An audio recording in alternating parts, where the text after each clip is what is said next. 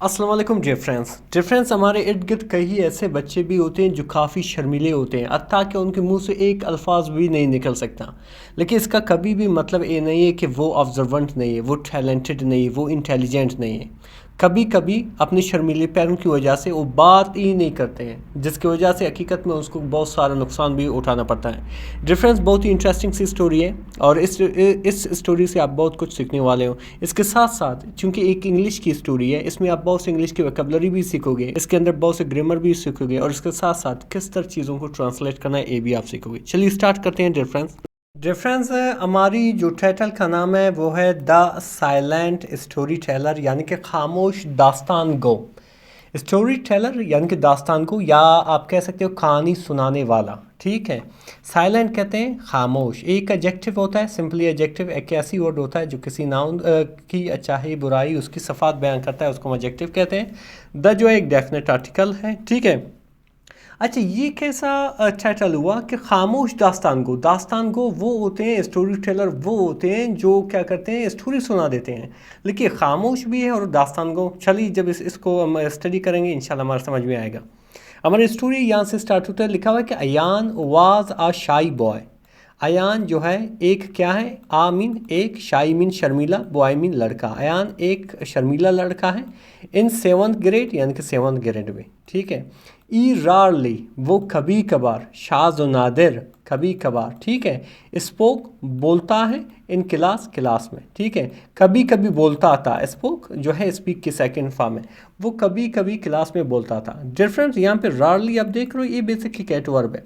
Adverb simply बयान कर देता है किसी एक्शन को, जैसे ये एक्शन है हमारे सेंटेंस में, जो वर्ब है वो बेसिकली एक्शन होता है। ये एक्शन को बयान करता है कि ये एक्शन किस तरीके से हुआ है। ठीक है, ये हमें तरीका बता देता है। अभी वो स्पोक बोलता था, किस तरीके से हमें नहीं मालूम, लेकिन जब हम एडवर्ब को पुट करते हैं, डालते हैं, तो हमें समझ में आ जाएगी। जैसे वो किस तरह बोलता था, कभी कभार। ठीक है, अच्छा फिर आगे लिखा एवाइडेड छुराता था, आई कंट्रैक्ट आंखें मिलाने से, यानी कि जो वो आंखें चुराता था आई कंट्रैक्ट से, यानी कि आंखें मिलाने से। अक्सर शर्मीले जो लड़के होते हैं वो, ठीक है, ये क्या करते हैं, आंखें चुराते हैं। ठीक है, एंड और ऑलवेज और हमेशा, ऑलवेज मतलब हमेशा।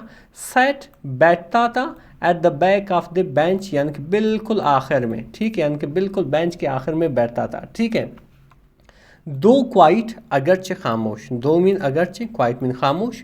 ई वॉज ऑब्जर्वेंट वो मुशाहिदा करने वाला था। ठीक है, ऑब्जर्वेंट कहते हैं ऐसे लड़के को, ऐसे बंदे को जो हर चीज़ को मुशाहिदा करता है, बड़ी गौर से देखता है, बड़ी उस पर जो है सोच विचार करता है, उसको हम कहते हैं ऑब्जर्वेंट। सही है, ये जो है ऑब्जर्व से निकला हुआ है।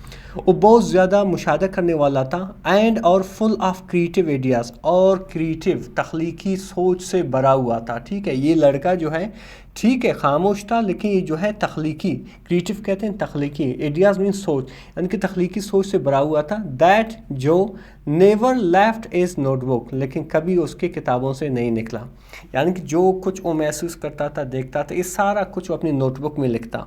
लेकिन क्योंकि वो जो है एक शाई लड़का था, एक खामोश लड़का था, एक शर्मीला लड़का था, जिसकी वजह से ये जो उसकी आइडियाज़ थे, सोचे, उसकी किताबों से कभी भी नहीं निकली। ठीक है, डिफरेंस फिर आगे क्या लिखे कि वन डे यानी कि एक दिन, द स्कूल अनाउंसड यानी कि स्कूल ने ऐलान किया, अनाउंसमेंट ऐलान करना, टू डिक्लेयर। ठीक है, क्या ऐलान किया, आ स्टोरी टेलिंग कंपटीशन, यानी कि कहानी सुनाने वाला मुकाबला। ठीक है, कंपटीशन मीन मुकाबला, यानी कि एक ऐसी कंपटीशन रखा जाएगा जिसमें जो बच्चे हैं, स्कूल के बच्चे हैं, वो सारा क्या करेगा, स्टोरी सुनाएगा। ठीक है, तो क्या हुआ कि अयान्स अर्थ, अयान की जो दिल है, ठीक है, बीट फास्ट तेज़ धड़कने लगा। ठीक है, अयान के दिल जो है तेज़ धड़कने लगा, क्या उसका दिल जो है तेज़ धड़कने लगा, वैन यानी कि जब, इज़ इंग्लिश टीचर उसकी इंग्लिश की टीचर, इनकरेज्ड हिम्मत दिलाई, या आप कह सकते हो तरगीब दी, इम उसे टू पार्टिसिपेट हिस्सा लेने की, यानी कि उसकी जो दिल था वो तेज़ धड़कने लगा जब उसकी इंग्लिश के टीचर ने ये कहा कि आप हिस्सा लोगे। ठीक है, तो अभी वो काफ़ी शर्मिला लड़का था, तो उसके लिए पॉसिबल नहीं था। ठीक है, जिससे वो घबराने लगा। ई शुक इज़ एड, यानी कि उसने अपना सर हिलाया, ई शेक की सेकंड फॉर्म है, सर हिलाया। एंड विस्पर्ड और सरगोशी की, और आहिस्ता आहिस्ता से बोले, विस्पर्ड मीन आहिस्ता आहिस्ता से बोली, क्या बोली, आई कांट मैं नहीं कर सकता, यानी कि ये मुमकिन नहीं कि मैं करूँ, आई कांट मैं नहीं कर सकता, दैट नाइट, उस रात, अयान स्टेयर्ड, अयान ने गौर से देखा, स्टेयर्ड मीन गौर से देखना, ठीक है, स्टेयर्ड गौर से देखा, एट इज नोटबुक, अपनी नोटबुक पर, ठीक है, इनसाइड, उसके अंदर, वर पेजेस, जो है काफ़ी सफ़े थे, ठीक है, फिल्ड, भरे हुए थे, विद ड्रैगन्स यानी कि ड्रैगन की कहानियों से, विलेजेस यानी कि गाँव वाले कहानियों से, लॉस्ट किंग यानी कि खोया हुआ किंग, खोया हुआ यानी बादशाह, एंड और ब्रेव चिल्ड्रन, और बहादुर बच्चों के, ठीक है।